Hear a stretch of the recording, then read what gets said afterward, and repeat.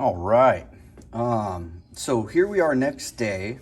I guess it's a couple days later, but it doesn't matter because the camera's not going to change anything.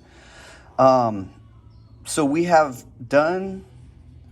stained our gargoyles, and they have dried overnight, basically, a couple of days. And what we're going to start doing now is working with glazes, true glazes, not underglazes. We'll note that our gargoyles have been fired. They have to have been fired so that we can work with our glazes. And basically, once anything has been fired in this class, we are going to shift from underglazes to glazes.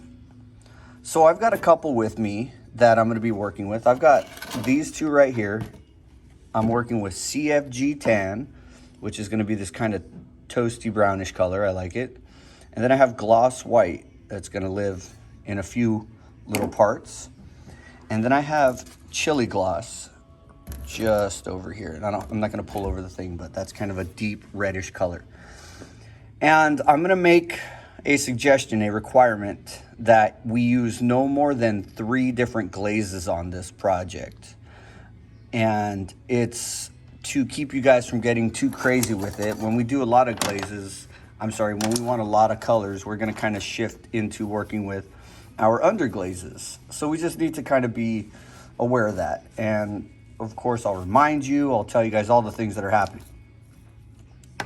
Now, this requirement, the thing that some of you are going to make a mistake with is covering this entire thing with glaze. And the reason that's a problem in this case, once we've done our staining, is basically we are trying to keep the integrity of this aged look, the way that we kind of created some lowlights using the black, red, or brown stains. And if we cover that up, I mean, nothing really bad is going to happen per se, but the glazes are going to be affected by the stains that are beneath. So this white might not be perfectly white. Maybe if we cover the whole thing, it's going to be affected anyways because I'm going to work with it on the eyes. But then also we will have basically, wasted our time, but used the material unnecessarily when we want to be able to see the dark spots, those low spots. So don't cover this thing in glaze, especially if you did the staining process. All right. Now, again, this material, this glaze stuff, has to go on after the firing. And my project here has been sitting for a couple of days. And I'm going to want to reintroduce a little bit of water. And that's just going to look like a quick spray. We don't have to dunk this one because that will affect the underglaze. The stain that's on the surface a little bit. You might wipe some of it away, which could be problematic. But now at this point, essentially what's going to happen is I'm going to take the brushing versions of the glazes that we have available to us for dipping and whatever. And there should be one of these for everyone. If there isn't, I will make fresh ones. But these just have an additive to help the glazes flow a little bit better. It's a little bit more painterly, I suppose. It doesn't dry as quick. You get more even lines and stuff like that. And they'll all say gloss white. It's the exact same as the gloss white in the big bucket. And then this one just says brushing. Assume that if they're in this smaller thing like this, they are the brushing versions of the glazes. So, without any further ado, what you're going to focus on is a few different parts. And this is not a one-size-fits-all thing. Like, I definitely have eyes and I have a couple of horns here. And I will be working with the mouth. I'm going to paint that red. So my plan is as follows. White for the eyes, tan for the horns, and then I'm going to get some red inside of there for the mouth because, everything with a mouth has a red mouth, according to cartoons. And again, the reason we're doing this is technique. It's getting used to the material and how the stuff flows, because it is entirely possible to brush this material. Let me move this back over here. To brush this material onto the surface and mess things up. But what more or less needs to happen is we want to get these glazes inside those areas I'll pull out some smaller brushes so that we have access to those. And with these glazes, we don't necessarily have to have that full 3 colors. Because of that additive that I put in there, it kind of helps them kind of brush over really nicely. And I will note that my paintbrush is thoroughly soaked and saturated with my glazes. And I'm more or less going to put the white where I want the white. And then when I'm all done, I can go in with a little sponge and clean up some of those funny areas that I kind of messed up, and pull out a different paintbrush so I can get in those tight spots. And the cool thing about this is there's really not much to it after this. We've kind of talked a lot about what these materials like to do and how they function a little bit. So you guys get it at this point. We're gonna put the color where we want the color, and we're gonna wipe it away where we don't want it. And we are kind of working with what we'll effectively call bursts of color, pops of color. And what these are going to do is look really, really pretty on top of this fairly drab surface. I'm gonna add a little water to this glaze because it is thick.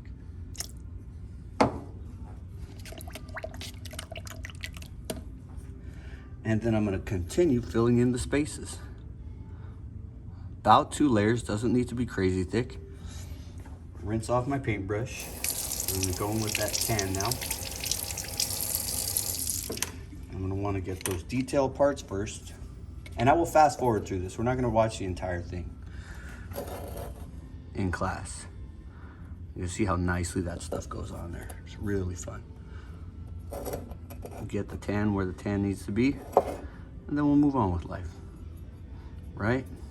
And again, we're looking for pops of color.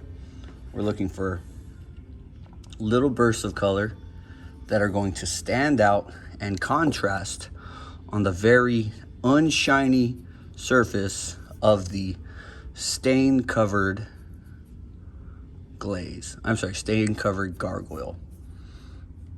And this is where I will very likely fast forward through the stuff. I will finish on camera so you can see what my final product looks like. And then we'll fire. We'll have the finished product. Easy peasy.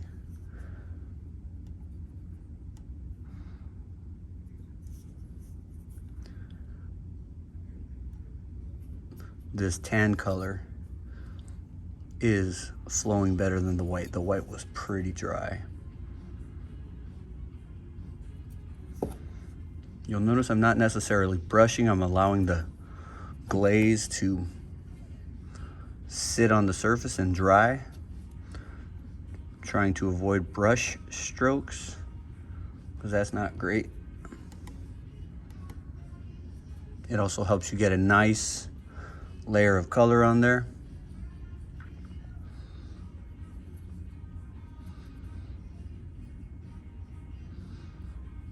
And I'll drip the stuff down there, allowing it to pull in the little cracks.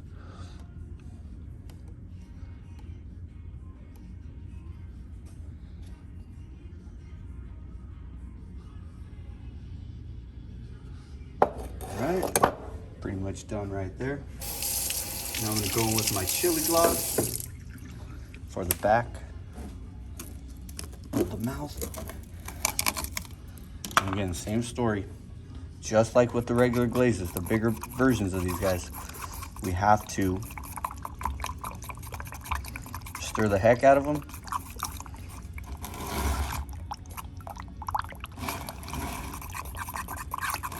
Making sure they are thoroughly mixed. Because if they're not, then we end up with some problems.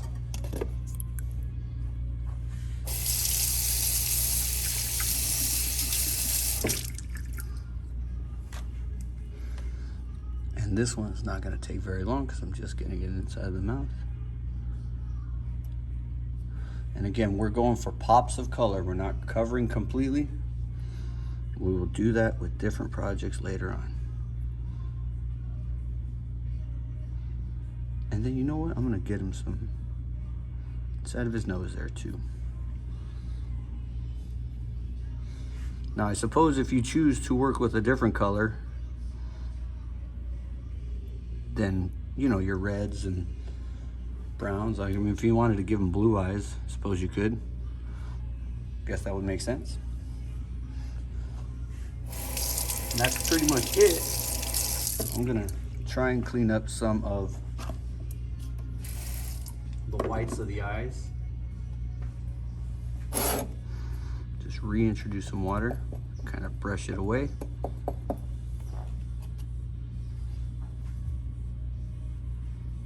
And more or less I'm letting the brush soak up the glaze.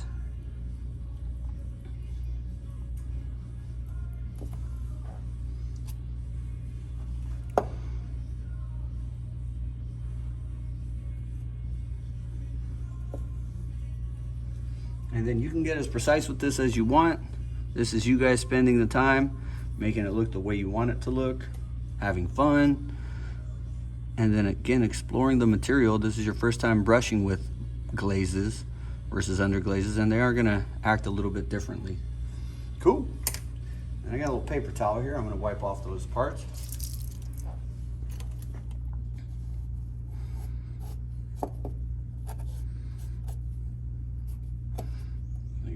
Again to fill in that one little space. That looks a little funny.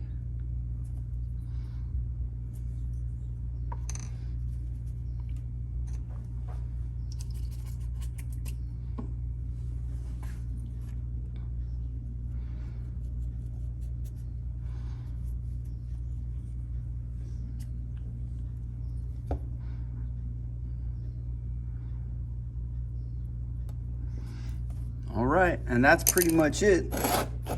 Clean up a few things off camera because you don't need to see those. Have fun with the gargoyles. Remember, we start with stain, then we 1 day later add glaze, glaze, glaze wherever we want it. We want pops of color, we want bursts of color. And then we put this out on the rack and this gets high fired and we're all said and done. Cool beans.